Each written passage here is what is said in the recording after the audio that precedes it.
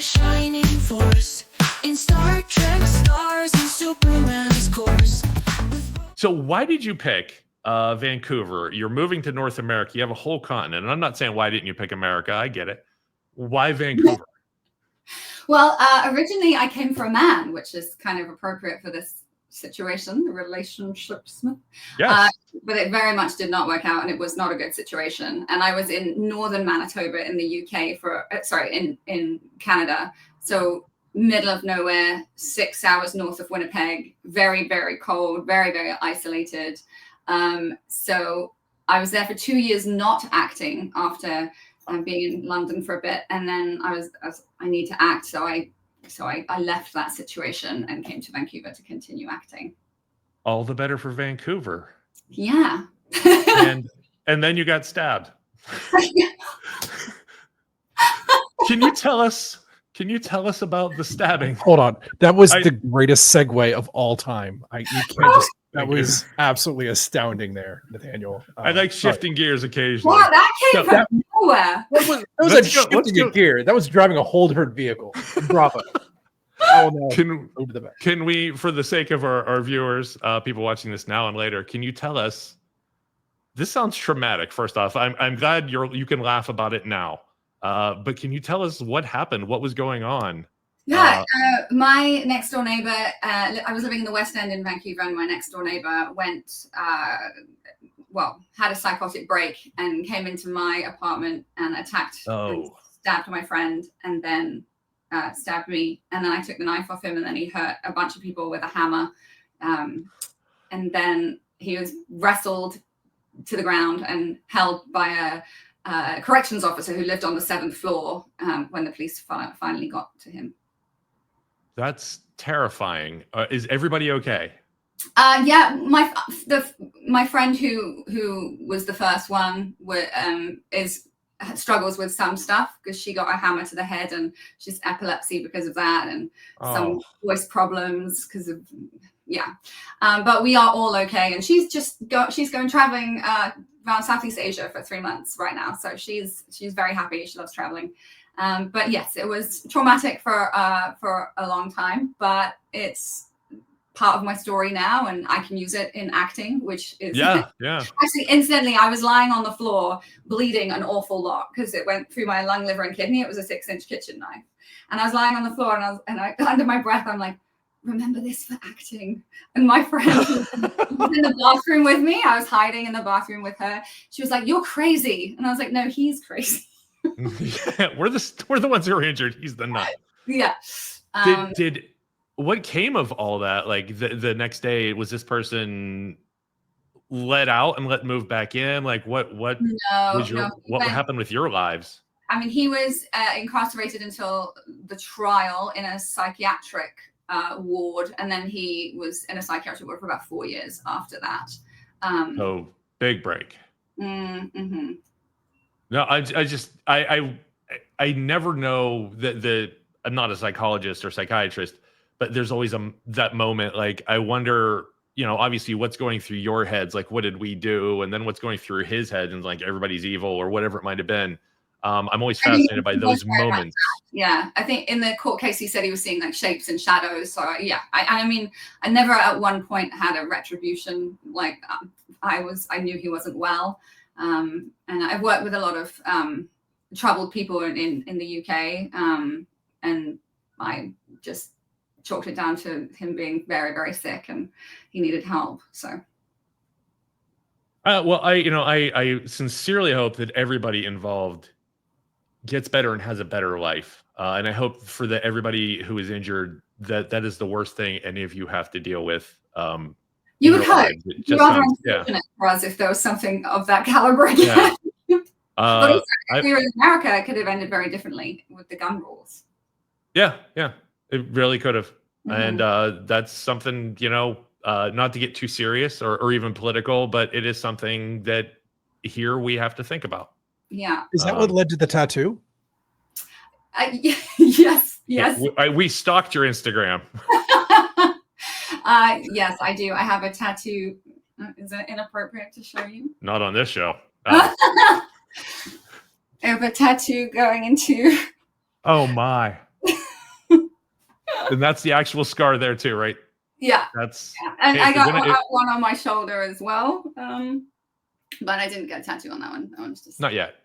That is the coolest thing you could do after getting stabbed. Like, that's pretty badass. It was funny. Absolutely. My mum despises tattoos, and she was very, very unhappy about it. And I told my dad, and the first thing he did was laugh because he knew that it was like me trying to make light and take back some power over what happened. So, Exactly. and my mum, she still is not on board, but she understands the choice. You know, it's weird. I've had parents with that mentality, and then like for some reason, 30 years later, they go and get a tattoo as well. You never know. Yeah, It happens. I don't think my mum would, but you never know. In case your mom sees this, if you could pick a tattoo for her, what would it be? Oh, it would be hard to choose between a hummingbird, which is her absolute favorite bird, or she has a tortoise that she adores. So I think maybe a little tortoise footprint or something. Oh, that is cute. I was thinking like she's I love terrified of how- clowns. I'm getting her a clown. We went from like one of like the most badass like things to like the most adorable, like genuinely nice. Like I like that. Just a nice shift. Little tortoise. We called had- Nettie. Sorry, called what? Nettie. Nettie. Very Okay. random name. I don't know why she chose it, but That's his name. yeah, Some animals just have a name and that you know it. yeah. My I, dog's called Ozzy. Yeah. We were gonna name a cat Ozzy Pawsborn That's great. I like that. because Yeah, Yeah. he had it. I adopted him, and he had his name when I got him, but I thought it was kind of appropriate. I mean, but yeah, I think pets name themselves. That's why the two cats I have right now have the names they came with because they were more appropriate than anything I could think of. Like, no, that is what you are. You are Murray. Murray.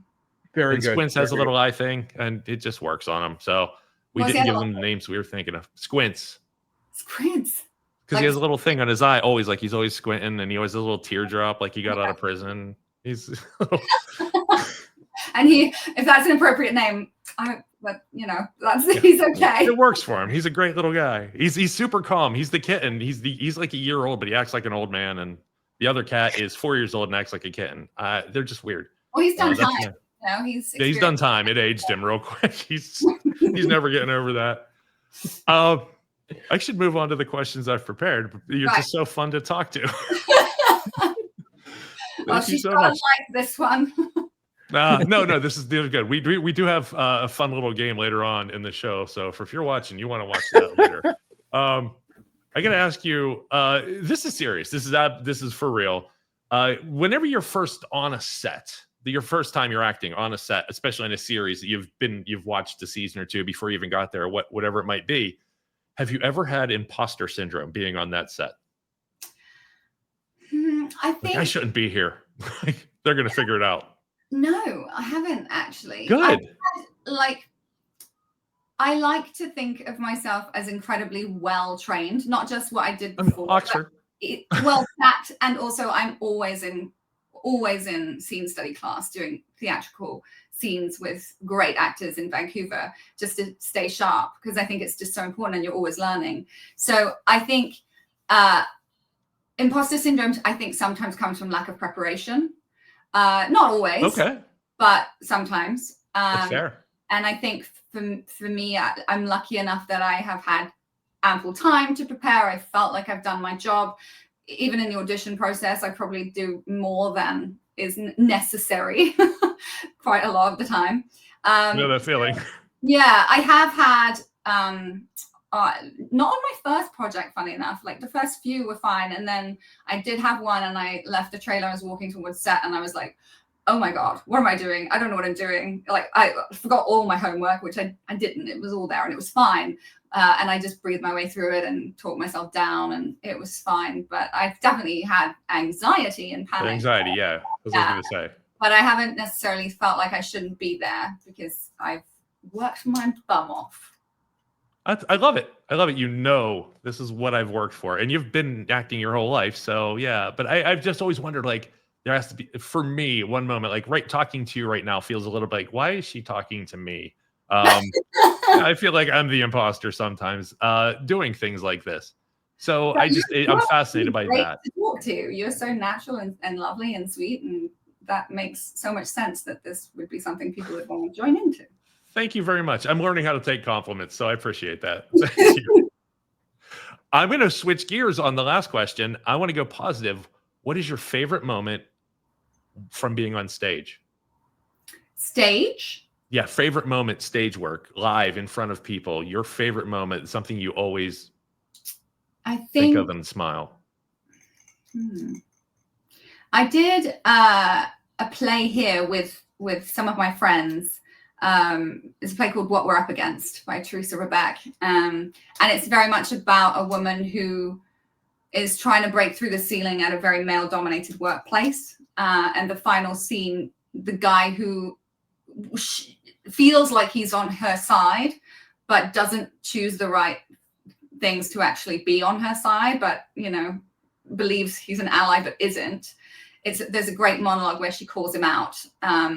And the emotional connection that I had to that at the time, and a lot of things that was going on in my life and in society, it just felt like it was a really cathartic moment to be able to, you know, say all these things that I probably would want to say, but wouldn't know really what platform to do it on or who to do it to. So that was, I love that. I liked that. And just emotion coming without trying is always nice when you're performing, and it was just all there, and I was really Everything happy. clicked.